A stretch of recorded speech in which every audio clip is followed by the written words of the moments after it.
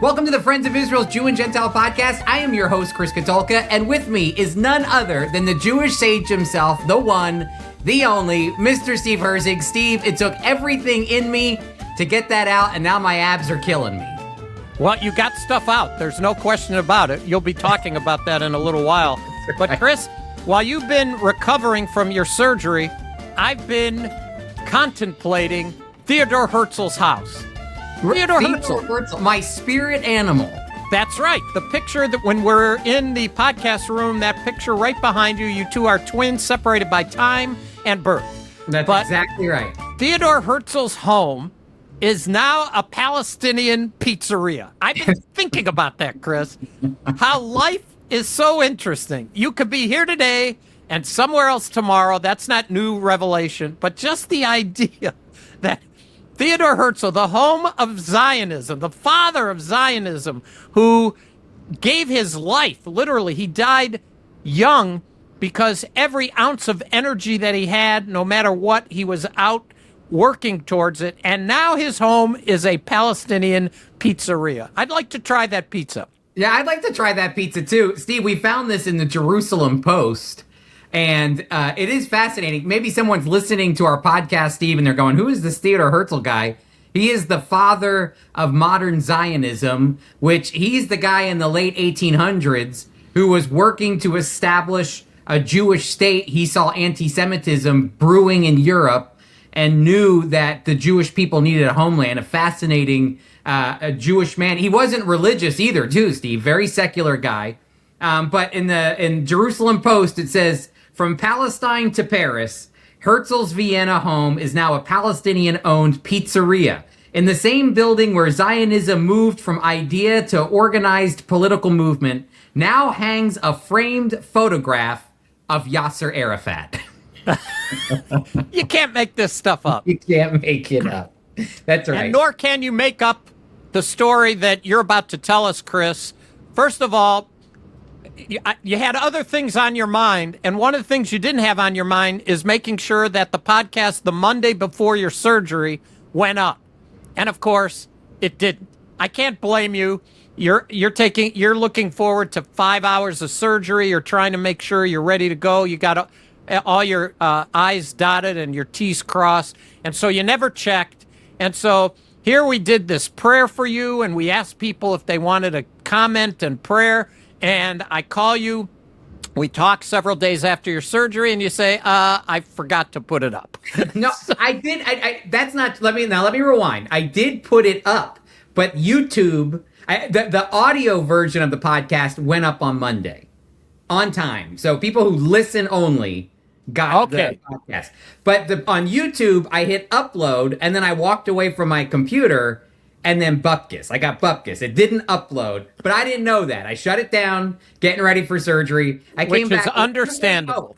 Steve, this was it. You'll appreciate this because I didn't get a chance to tell you this yet, but somebody... Of course not. You don't tell me anything.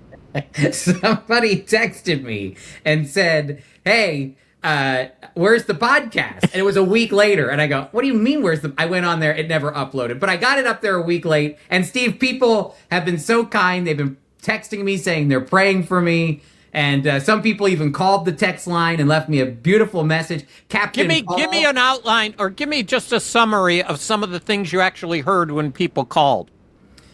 Mostly that people are praying for me and thinking about me and my family.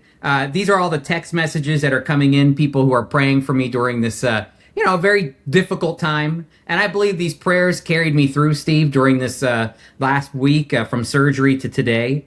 But voicemails from Captain Paul in Toronto. Yes, Captain Paul. We love him. Captain Paul gave me a ring.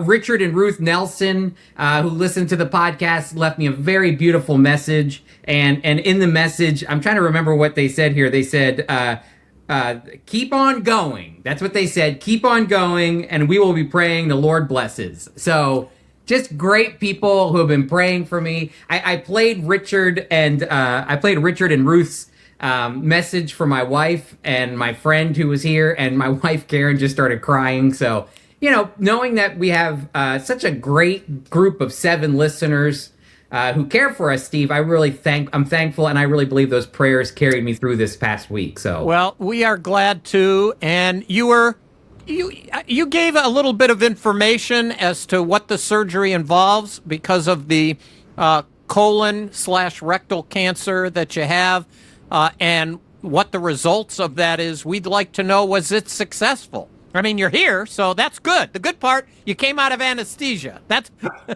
I'm here. Good. You're obviously home. That's good. Yes. But the reason you were there was because of this cancer. What did they do when they got inside you? Not too much information, but the Lord was very gracious. Why don't you tell us? Well, I just have to say, God's been in all of this. My doctor is also my neighbor. I've known him for 10 years. Okay, we used to drop our kids off at school together. So when your doctor is somebody who's a familiar face and a familiar voice, it's a lot more reassuring. And he's also a very, very highly respected surgeon in the area of the colorectal area. So he was amazing. Dr. Quiet at Cooper Hospital in South Jersey. Just a big shout out to him. But the big thing was that they were able to pull the tumor out completely, along with some of the lymph nodes around it. And the really, really good news, Steve, is that the chemo that I was on significantly destroyed the tumor. Now it's out of me, but it significantly destroyed it. And, the big question was whether or not it was in the lymph nodes or not. And so a biopsy of the pathology report showed there was no cancer in my lymph nodes at all. And That's great news. So at this point, I still have some more things I have to go through. But I was put under on Tuesday morning, and I woke up Tuesday evening, and the cancer was out of me. And so now just praying that the Lord keeps it out of me, and live this second half of my life for Him and for the family. And so this is good news where we stand right now. So did you, while you were in the hospital, did you get to talk to anybody, say hello, how are you, anything like that? You and I are alike. When the moment I could get out of bed, because they demolished, they go through my abs. My abs hurt the most. So it's very painful in the first day or two to move around.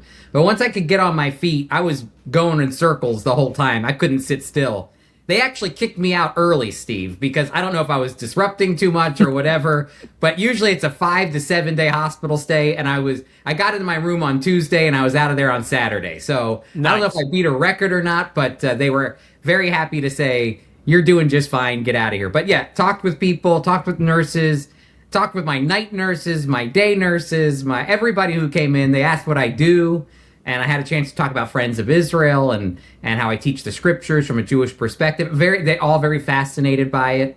They open up about their faith. In fact, this one nurse came in, and the moment he sees me, he goes, "Cool glasses." I go, "Thanks." And he says, "What do you do?" And I said, "Oh, I teach the Bible with the Friends of Israel Gospel Ministry. I host a radio program. I do a podcast, things like that." And he said, "Whoa, that's awesome." He goes, "Have you ever heard of Word of Life?" I said, "Wow, yeah." Word of Life. I teach at Word of Life. I teach at Word of Life. Hospital. At my hospital. He goes, "I'm a Word of Life graduate." So unbelievable. Yeah. So anyway, just getting to meet people and have conversations about the Lord. Everything is just, even in my, it's hard to do this, Steve, but even in my pain and in the, when you're like, "Hey, what's going on?" I always gave glory to God. You know what I mean? I always reminded them that this is because God's kindness is what brought me to this point. So, you learned a little open conversation, Steve. You learned a little from Israel's altar call prayer. That's exactly right. Which ends to the kingdom and the glory and the power and the glory forever. It's all His. And so, even when I was in agony, I was still giving glory to God. And I think a lot of people are open to that message, which is really good. That's really great. Well, we're going from joyous time. Tomorrow, the Jewish people, the observant Jewish people, because this particular memorial is not something that most Jewish people do, but nonetheless very, very important. And that is Tisha B'Av, Chris. Tomorrow, we're recording on Wednesday. Tomorrow is, or really tonight, is Tisha B'Av. And Chris, this is an interesting day. for those serious practicing Jewish people as we think of Tisha B'Av. Why don't you give us a little overview? Yeah, Tisha B'Av is the most solemn day of the Jewish people. It's a day of mourning because it's almost as if they collide a lot of the mourning of their of Jewish existence into one day. And I don't know if that was providence of God or just that's the way it all kind of worked out. But Tisha B'Av has a lot of different sad days that get moved into one day. So, for instance, in Jewish tradition, they believe that not only was the first temple destroyed on Tisha B'Av, and Tish is the month, and or Tisha is the day, and then Av is the month, and so it's the 9th of the month of Av. That's why they call it Tisha B'Av. And on that day, the first temple was destroyed by the Babylonians, a very solemn day. I actually always like to tell people it's probably one of the darkest days in the Old Testament. And so that's a sad day to the Jewish people, and it happened on Tisha B'Av. But then you move to the destruction of the second, the Herod's temple, the rebuilt temple in 70 AD by the Romans, by Titus. And that happened, again, according to tradition, on Tisha B'Av. And so, again, you have these two monumental moments of the temple's destruction happening on the exact same day. But then I believe they even say that when the spies came back, the 12 spies back in the days of Moses, when they came back in Numbers, and they were talking about whether or not they should go into the land, and the two spies came back and said, let's go. God's got us here. Let's go into the land he promised us. And the other 10 are saying, we could never conquer the land. The people are too big. And so they didn't trust God. That day was a day of mourning because it happened on Tisha B'Av. So there's actually even more, even through the Holocaust. There are so many days that have happened throughout Jewish history that are days of sadness of the people that all kind of get bound up in one day, which is a day of mourning. Well, there's a story, and some historians question it, but I heard this story for years, and it's about Napoleon. Napoleon is in France, and he passes by a synagogue, and he hears wailing and weeping, and he doesn't understand what's going on. He's in Paris, a wonderful city, and here in this synagogue, they're crying and wailing. And so he inquires, what's going on? They said they're mourning the temple being destroyed. He said, they're mourning the temple being destroyed. Wait a minute, that was 70 AD.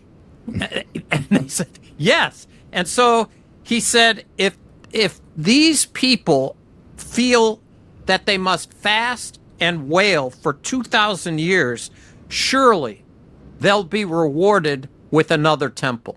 That's amazing. That's what Napoleon said. That is that really talks about a testimony, Chris. We talk about Christian testimony, and we should. We give our testimony, what happened to us, and we talk about new life in Christ. Judaism is built on testimony.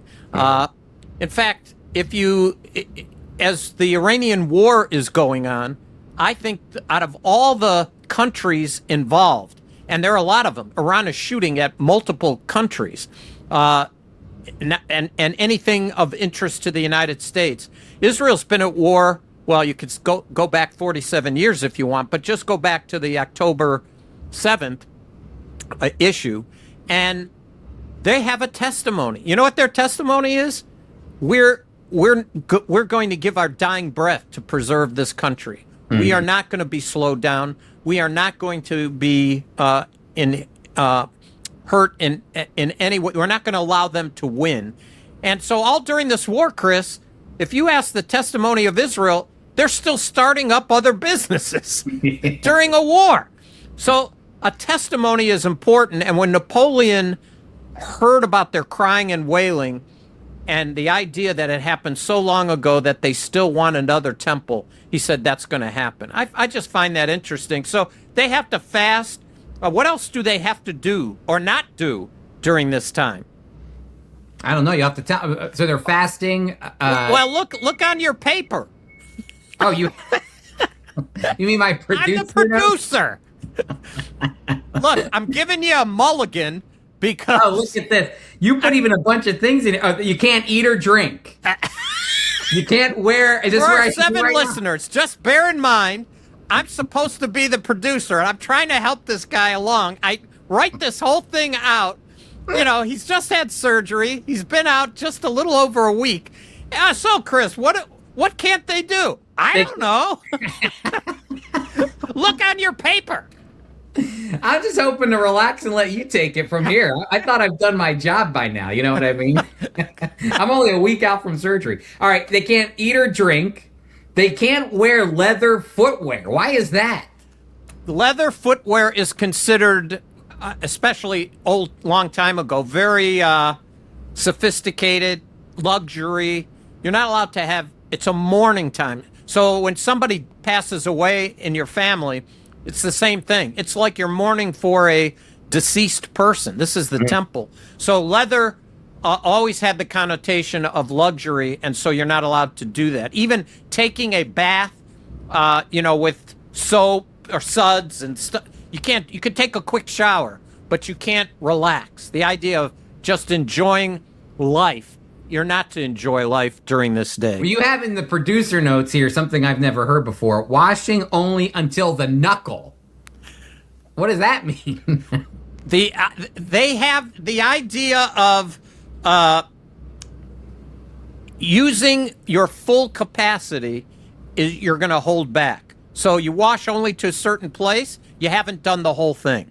Okay, I see. So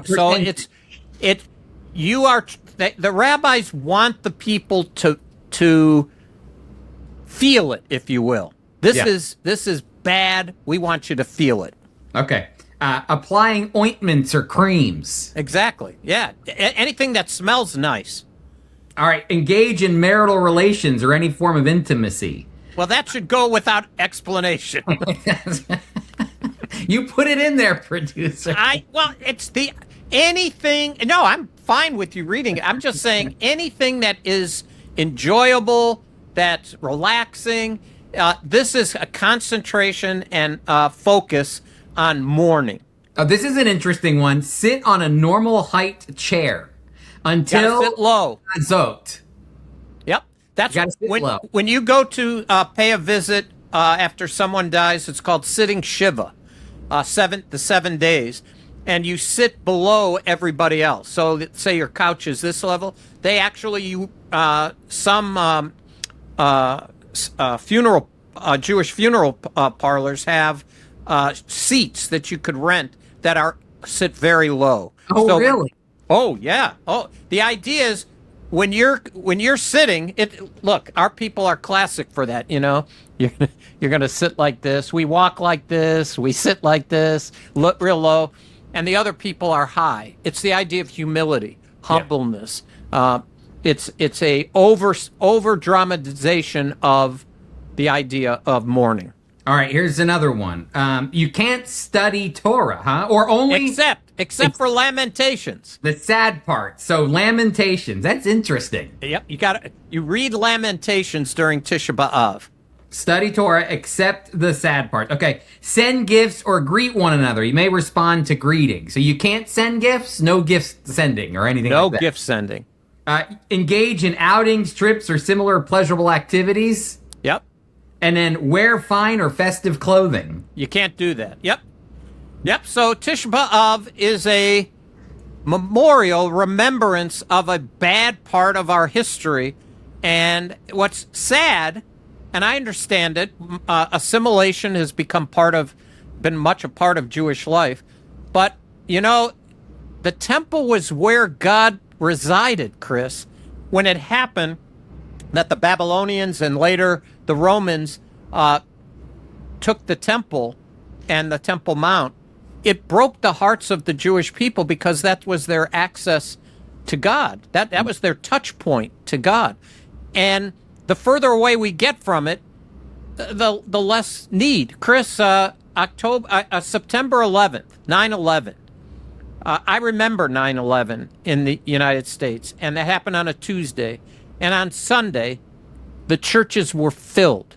Chris, it made headlines in newspapers at that time. they were filled. People were outraged. They couldn't believe that our New York, the heart of the economic center of America, and for several weeks, churches were filled. You've probably talked to pastors, I have, who said it was a phenomenon. They were thrilled that there were people coming who hadn't been to church in a long time. Now there's been, I don't know, a couple of million people born since 9/11. They don't even know about it. And so it's like they know not Joseph, and we know not 9/11, and Jewish people know not Tisha B'Av. You know, Steve, I want to mention, so we talked about the fact that there was the spies, there were the two holy temples that were destroyed. You had talked about Napoleon. There's a few others that you had put here in the producer notes that I missed, but are really worth noting here, that on Tisha B'Av, the Bar Kochba revolt took place in 133 AD, which again was actually the moment that the Emperor Hadrian, the Roman emperor, kicked the Jewish people out, renamed Israel, Judea, renamed it Palestinia or Palestine. He was the one that did that, gave it that title, and ultimately put up a false god in the temple, and renamed Jerusalem Aelia Capitolina, and gave it a pagan name. That happened on Tisha B'Av. In 1290, the expulsion of Jews from England happened on Tisha B'Av. In 1492, the banishment of Jews from Spain happened on Tisha B'Av.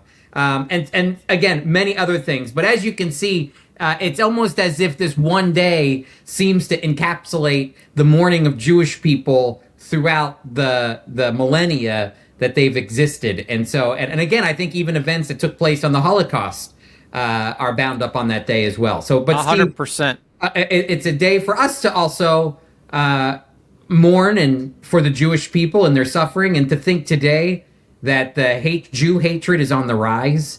Tomorrow is Tisha B'Av, but to think that right now Jew hatred is on the rise, deep criticism and hatred of of Israel is on the rise.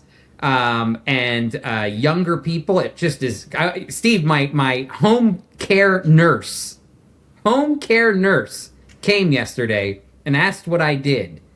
And she told me she was very fascinated by Friends of Israel.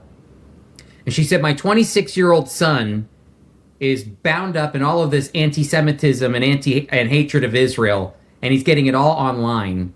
And I can't even have a conversation with him. He blames the Jews for everything. He blames Israel for everything. And you just think, it's not necessarily one day, but again, it's this concentrated hatred toward God's people that kind of gets worked out as a day of mourning in Tisha B'Av. So anyway. Well, we want to help people be able to fight those things, have an answer for those things, and so they can become an equipper. That's right. And we don't charge a lot for equip. What do we charge to become an equipper, Chris? It's about $0. And it's actually the same amount in shekels and every other currency. There's always a point, even it doesn't matter about inflation, it doesn't matter about currency, transactions, any of that. As long as it's zero, it's always zero. So for anybody who's coming, whether they're in the United States, Canada, Mexico, Europe, South America, the Middle East, China, it doesn't matter. When you come to become an equipper, you pay zero in your currency. What do they get for their zero amount of money? They get everything. Every class that we've ever had with FOI Equip, our online learning the Bible. We have a library, don't we? We have a library. We just had Dr. Will Varner teaching on the Jewishness of the Gospel of Matthew, and he has a commentary that he's putting out as well with that, which was good timing. But a library to help you push back against the nonsense right now that's going on, to defend the fact that you believe that God has given this land of Israel to the Jewish people biblically. And so we really want to provide you with the resources and the tools to know how to combat those things. And all you have to do is go to foiequip.org. There you can get all of our past classes, but then you can also register for our upcoming live online classes that you can be a part of from month to month. We have a guest coming, Dr. Peter Goldman. I don't know who he is, Chris. I look forward to it. He's going to talk about, is the church the new Israel? But do you know any background on Dr. Goman? Here he is right now. His name is Peter Gaiman. He's a professor of Old Testament and Biblical Languages at Shepherd Theological Seminary in Cary, North Carolina. So he's got a great background there at a great college, Shepherd Theological Seminary. And I know that he is a great biblical teacher as well. Well, one of the things that people could do that's really simple but brave in today's culture is stick on a sticker. Look at you with your sticker on your Bible. A sticker on my Bible, pray for the peace of Jerusalem. Hey, Chris, you see this? It says CEO. There's a guy who has the gift of evangelism at our church, and he's the chief evangelism officer. So he wears this on his blazer. And he said, people come up to me all the time. CEO? What? Yep, he said, I'm the chief evangelism officer.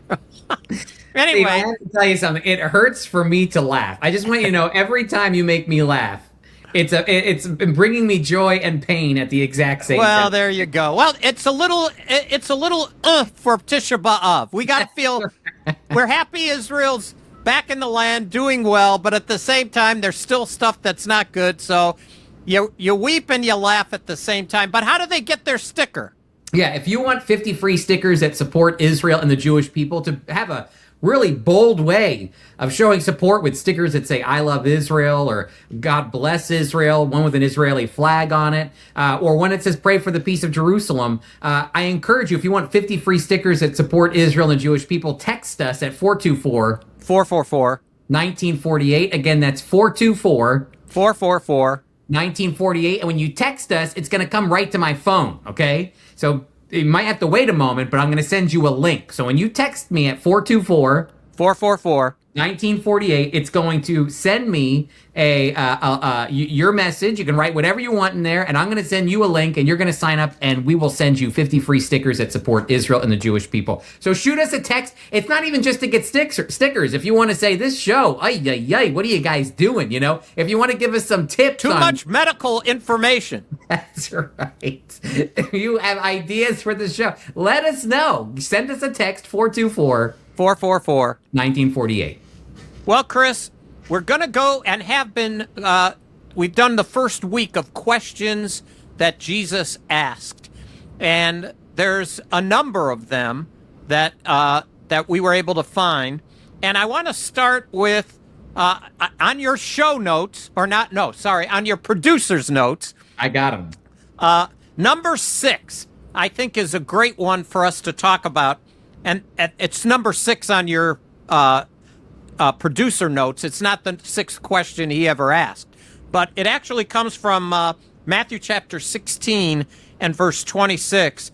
Or what can a man give in exchange for his soul? Oh, Chris, that question, just every time I read him saying that, it causes me to think and pause, because the contrast between this world and the world to come is day and night. And the idea of somebody here who's enjoying their life, they're powerful, they have money, they have health, they have strength, they're loving life. And by the way, l'chaim, we love life. I love life. You love life. When you got your diagnosis, one of the disheartening things of hearing a diagnosis like that is already it's beginning to be in question. You have, in your case, kids and a wife, and you're in the just middle part of your adulthood, and this is a blip on the scale that could be worse when you hear that. And so Jesus is making us think about, what can a man give in exchange for his soul? Because Jesus was saying the concentration, the thinking should be not about this life, but about the life to come. Mm-hmm. Yeah, and it is a great question. I think it's a question that has caused a lot of people to stop over history and evaluate their life. This is one of those questions that kind of pull you out from where you are, Steve, no matter where you are in life, whether you have a lot or you have a little.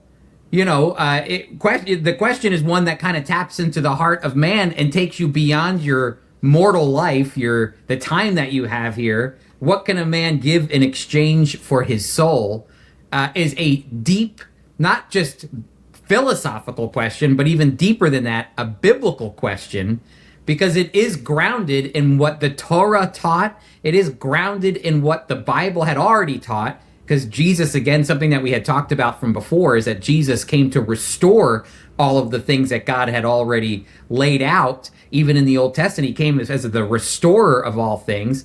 And so, it's one of these questions that I think goes beyond even a question just for Jewish people at that time. It taps into the heart of humanity and asks them a bigger question. And Steve, to me, what it always does is it elevates you from maybe living in the weeds and gives you that 30,000-foot view of life when Jesus asks you, are you heading in the right direction right now, where you're investing, where you're toiling, where your concerns are, where your heart is, all of these things, where your life is going, is it in alignment with God? And I think this question is, what can a man give in exchange for his soul, will wake a man up in the middle of his life and cause him to rethink a lot of things. It's a game-changing question, Steve. It is. A man by the name of Voltaire, Chris. He's a well-known critic of the church, a name that is in history. It's very interesting when he said this as he was just about to die. He said, "I'm abandoned by God and man and shall go to hell." That's what he said. I said, wow, that's a pretty amazing thing. There's a guy by the name of David Hume, Hume, and he said, "I'm in flames," right as he was approaching death. And Thomas Hobbes, an English philosopher, was terrified of death. And when it was approaching, he said, he called it a great leap in the dark. Chris, we don't have to think that it's a great leap in the dark. We might not like the idea of it happening to us, mainly because of how it happens. Most of us are worried about that. But the actual time of death, a Christian knows what's going to happen when it finally comes. And I think before we started to record, you told me about Steve Jobs. Those of you who hear this, Steve Jobs was the founder of Apple. He's been deceased now for, I don't know, 20 years or so, Chris, would you say? Yeah. What you remembered? I didn't find him on the internet. So what you remember what he said? I found that interesting. Yeah, I remember it was a big deal. And again, I don't know if this is how real this is. I'll have to look it up. I remember reading something that said his last words were, "Oh, wow." Those were the kind of his, as he closed his eyes on this life, his last vision that he had made him say out loud, "Oh, wow." Well, if he did say that, I think that summarizes the good and the bad. I think you and I are going to say, "Oh, wow." 100%. But wow, this is amazing. Or you could say, "Oh, wow, this is not good." Yeah. There's a few, again, this is a question that is a life-changing question. And it makes you wonder what Voltaire or Steve Jobs or others, if they heard this verse at some point and thought about it. Life has a way of, you can ignore these things when you're living your life, these big questions. But I don't know about you, when I read this question, it just kind of, even as a Christian, Steve, even as a Christian, and I've been a follower of Jesus, a devoted follower of Jesus for the vast majority of my life. It's these kind of questions still make me pause and ask really tough questions about where I am in life. And what is my, because it's not just a question of your soul, of what's going to happen in the future, but even what am I doing now in accordance with what God has me to do, because am I exchanging things today? Am I willing to sell certain things today for my personal gain and benefit, or for God's glory? So, what price is there to a soul? Or, or what exchanges need to be made. So it's just one of those really deep questions from Jesus that I think can make a man or a woman, no matter where they are in their walk with the Lord, always kind of come back and ask those deep questions about not only about the future, about when we close our eyes, but even right now as I'm walking my life with the Lord as well. You have to think intrinsically in your soul. You have to think about what you're doing now, where you are spiritually. And, Christians decades ago, a tool that they used all the time was when they spoke to somebody, if you were to die today, where would you be? That it's asked less today than it used to be among evangelicals, but nonetheless a very important question. There's another question Jesus asked, Chris, and it's found in Matthew chapter 9, verse 28. Jesus is going to heal two blind men. And in verse 27, it said, when Jesus departed from there, two blind men followed him, crying out, saying, Son of David, have mercy on us. And when he had come into the house, the blind men came to him, and Jesus said to them, do you believe that I am able to do this? Mm-hmm. So, Chris, that's the question. Do you believe that I am able to do this? Now, the context is heal the blind. I just like it as a question. This is Jesus. Is Jesus able to do fill in the blank? What can't Jesus do? Well, Jesus can't lie. It would violate his attributes. He can't cheat. He can't violate any of God's attributes because that would make him a liar and be sinful, and he was not sinful. But other than that, what can't Jesus do? Yeah. Jesus, outside of the character and nature of God and that those boundaries that are there because of his character and nature and his holiness, Jesus is capable of doing whatever. If he wants to heal the blind, he can bring sight to the blind. If he wants to bring hearing to the deaf, he can bring hearing to the deaf. If he wants to cure me of cancer, he can cure me of cancer. But this is when Jesus asks the question, it's actually like it almost feels like it's put on me. Do you believe I can do it? And sometimes even in our human way of thinking, we have those doubts of whether or not it can happen. I don't know about you, but you have doubts. Those are the questions that deal with the issue of faith and doubt. For Jesus, it was all about faith. For Jesus, it was believing. Even the smallest amount of faith could move mountains, according to Jesus. But it's having the faith over the doubt, and doubt is a very real thing in our flesh. And so again, it's one of these deep questions that leave us wondering in the moments of life, where we wonder and question whether Jesus can actually do these things. It creates a question of whether or not you're going to lean into the faith of believing that Jesus can do it, or you're going to doubt that he can accomplish it as well. It reminds me of a story that I just came across, and involved a former athlete named Tim Tebow. And Tim Tebow's mother and father missionaries, and in her pregnancy there was a problem, and they told her she needed to abort the baby. And she said, I can't do that. And they said, well, there's going to be consequences. This isn't going to be good. And, and this is not in America. This is overseas.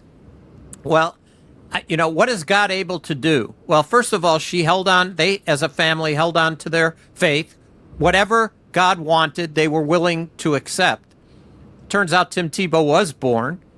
Fast forward till he becomes the name that almost everybody recognizes a number of years ago. Great college player. And then even went to the NFL, first-round draft pick.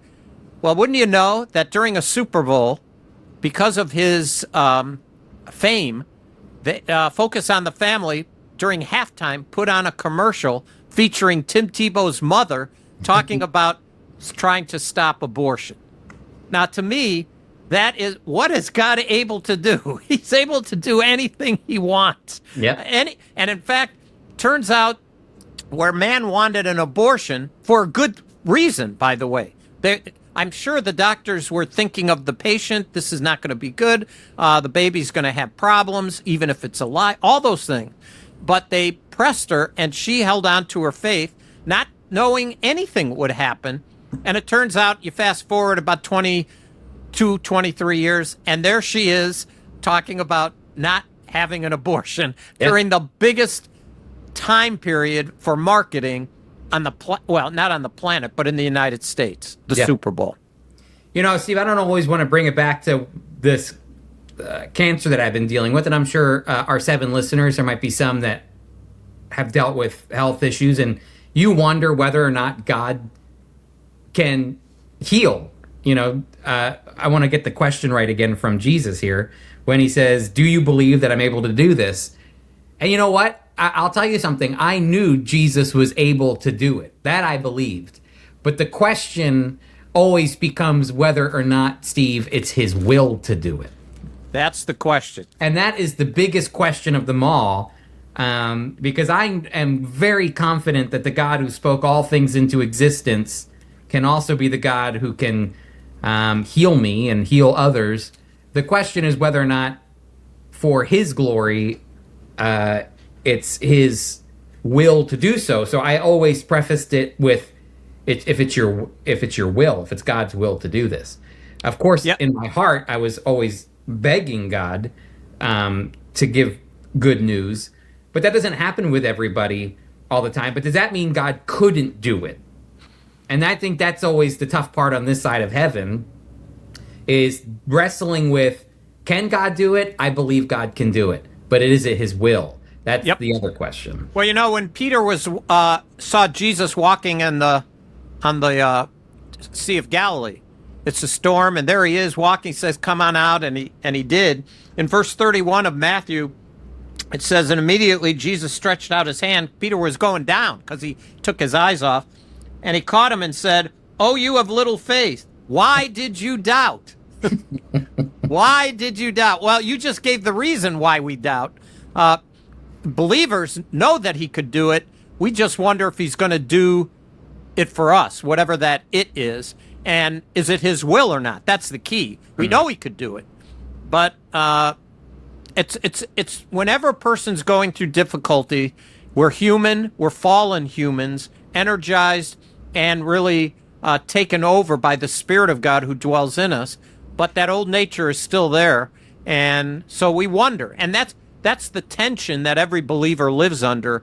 But it's wonderful when we can see it at work, because no matter what happens to the believer, the end game is always the same. We'll be with Christ. Amen. Amen. All right. Well, we'll stop with those 2 questions, Chris. We have a few. There's 135 questions you found. We've only done 3 or 4. I mean, yeah. What are you going to do? Well, we'll have our listeners, if they say, enough with the questions already, pick something else. That's right. This was all the producer, Steve, who came up with the idea for the questions. But I just think it's good because we have mentioned this, Steve, in the beginning when we started this. It doesn't get any more Jewish than the fact that the King of Kings, the Lord of Lords, the creator of heaven and earth would ask us questions. You know, instead of it being, that's about as Jewish as it gets. Instead of it being commands from above, it's questions that stir us, because it's not, commands don't change us often, but questions can, because they demand an internal conversation. So 100%. Well, Chris, you sent me a news item, wooden beams from the first temple period, from the first temple itself. Tell us a little bit about that. Yeah, just a couple days before Tisha B'Av, this is perfect timing, archaeologists were digging around in the city of David, which, if you've never been to Israel before, is just about a walk's distance from the Temple Mount, south. It's where the archaeologists have found the castle of King David and Solomon and all the subsequent kings of Judah. They found they've been doing a lot of archaeological digs in this area, and while they were there, what they uncovered was charred wood that dates back to the Babylonian War that the war between the Judites, or actually the lack thereof, but when the Babylonians under Nebuchadnezzar came and destroyed the temple and leveled Jerusalem, they came and they found charred wood beams from this first temple's destruction. And the first temple built by the biblical King Solomon was destroyed in 586 BC. But ultimately, these beams, I don't know if they're necessarily connected to the temple itself, but these charred beams were there to show the actual type of destruction that took place. What happened was the heat was so hot from the fires that were blazing throughout Jerusalem by Nebuchadnezzar that it melted the beams fell, and then the plaster melted and covered the beams to insulate them from 2,000, 3,000 years, or 2,500 years of history. But it says massive wooden beams charred by the fires that destroyed Jerusalem and the first temple were unearthed during a recent dig at the Jerusalem Walls National Park in the city of David. The first temple, which was built by King Solomon, was destroyed in 586. And the Tel Aviv University and IAA archaeologists discovered the burnt beams inside of a building. And so very fascinating information. The beams have appeared to serve as a roof of an inner courtyard in a building from the first temple period. And so the charred wood, I mean, when you look at the picture, Steve, you can notice, I mean, it looks like something inside of a fire. You know, it's after 2,600 years. You still see the carbon, you see how dark it is, but all of that was preserved because the plaster had melted around it. But a big archaeological find, again, to show how authentic and historical this actual battle, or this actual destruction of Jerusalem, was by the Babylonians. We also even know, you know, that's one amazing thing, but we even know, Steve, according to some of our guides that have led us through Jerusalem, when we go to the city of David, we even know what the diet was of some of those Jewish people that were suffering during the Babylonian. I'm sure it was IBS friendly. It was not good. Not good. They were able to actually find, you know, remains of the leftovers of what they were eating, and to evaluate their fecal matter and to see exactly the fact they were eating raw meat. They were eating. So I'm telling you, I would have never thought about that as an architologist. Hey, let's dig into this and find out what they were eating. But I gotta say, I don't think I'd be thinking about that either. That's right. Well, Chris, as we think of the Iranian war going on and the countries involved, Lebanon is a country that's experiencing kind of a stress, and that is, the Lebanese don't want Hezbollah there. And Hezbollah is rooted in the southern part of Lebanon. Donald Trump wants Israel out of Lebanon. I think Israel would love to be out of Lebanon if Hezbollah would stop sending rockets and firepower into northern Israel, which, by the way, parts of Israel of northern Israel, there's communities abandoned. They had to retreat out of there because it's too dangerous. And there's an article in the Times of Israel that Lebanese army troops, that is, the Lebanese army of the country of Lebanon, are being deployed into southern Lebanon to fight Hezbollah. This is big news, Chris, because according to this article, Lebanese army troops began deploying in southern Lebanese town of Zartar el-Gharbiya Tuesday after Israel's forces withdrew from the area. The Lebanese Armed Forces, LAF, said in a statement in line with the U.S. brokered plan for pilot zones in the south. Chris, I think Israel would welcome the idea of the Lebanese government taking care of their enemy and Israel's enemy, and Israel would be happy to rely on them if they could do an effective job in doing it. This, again, is the big question, because part of the issue is that even within in Lebanon, you have a Lebanese army, but then you also have a militia, like a mafia, that's Hezbollah, that has its own military arm as well in Lebanon. The problem is there are some Hezbollah in the Lebanese army, and so there's a group of Lebanese that hate Hezbollah. They don't want any part of Hezbollah, especially the Christian community of Lebanon. But then you also have a group of Lebanese who are supportive of Hezbollah. The problem is that it's not these two separate groups working apart from one another. The problem is that Hezbollah has embedded itself in Lebanon so much that it's in the government, it's in the military infrastructure, it's in all of these really important programs. So even when Lebanon wants to push back against Hezbollah, it still has people within the military, the Lebanese military, who aren't going to do it or who aren't going to participate. So I've even heard word, and I have to double check this, that maybe even the Trump administration might be sending some type of military training in some way to the Lebanese army to root out that Hezbollah influence so that they can be more exact in dealing with the issue of Hezbollah. But I do give credit again to President Trump. He is trying to keep Israel out of Lebanon. If it works, great. But the problem is that you can't hand tie Israel when all of a sudden it doesn't work out the way they wanted it to.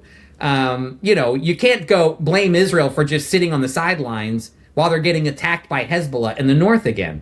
And so, Steve, it'll be interesting to see how it plays out.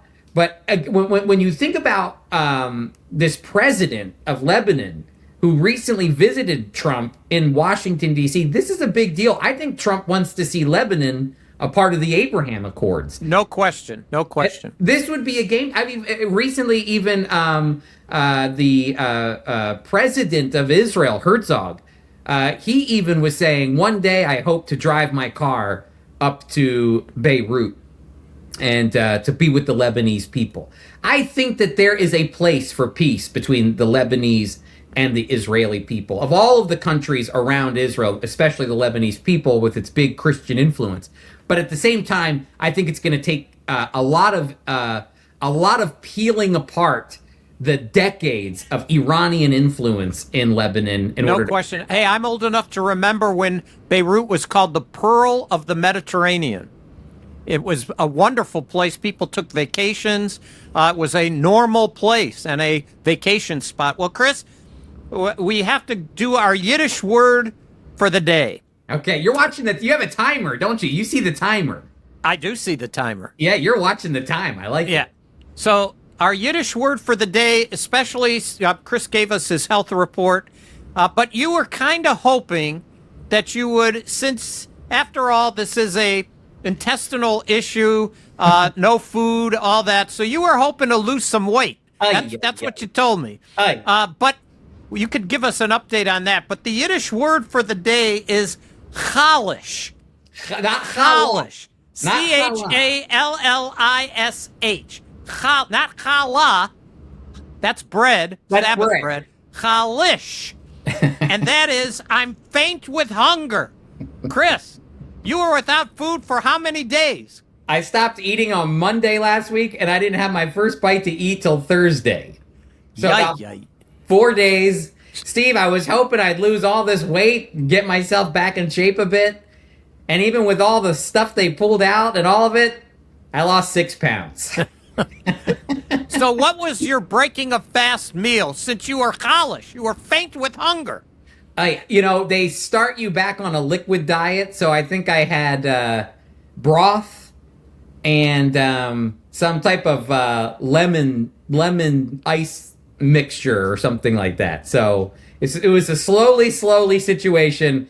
But the moment I could take a bite of a hamburger, I felt alive again. Oh, so you have had a hamburger since the surgery? It was actually a chicken sandwich. It was a chicken sandwich. Yes. Okay. All right. Well, the Yiddish word for the day is Challish. I'm faint with hunger. Steve, that's kind of a tease in Yiddish because challah is delicious bread and Challish means I'm starving to death here. So and that's the way life is. It could go either way, you know? That's right. Well, hey, everybody. Thanks so much for being a part of the Friends of Israel's Jew and Gentile podcast. We're back, even though we're from a distance here. I'm at my house and Steve's at his house. I'm on the mend, but we'll be back in the podcast room pretty soon, the Friends of Israel's Jew and Gentile podcast room. But I just want to remind you to go to foiequip.org to register for our upcoming classes and also to become an equipper. And don't forget, people, we've got our campaign that's going to be happening soon, but you can be a part of it right now to stick with Israel by getting some free stickers. And you can do that by texting me at 424 444. 1948. So text me again, 424 444. 1948, and we'll see you next week.